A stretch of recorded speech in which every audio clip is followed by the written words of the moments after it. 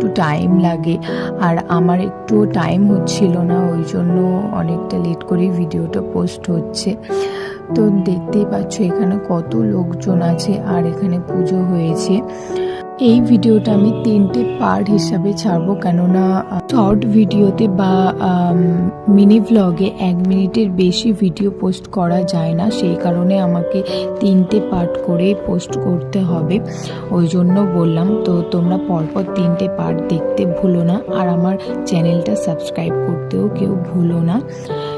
তো এখানে আমি, মাম্পিদি, আমার মা, কাকিমা, দিদা, মামি সবাই মিলে খিচুড়ি ভোগ দিচ্ছিলাম।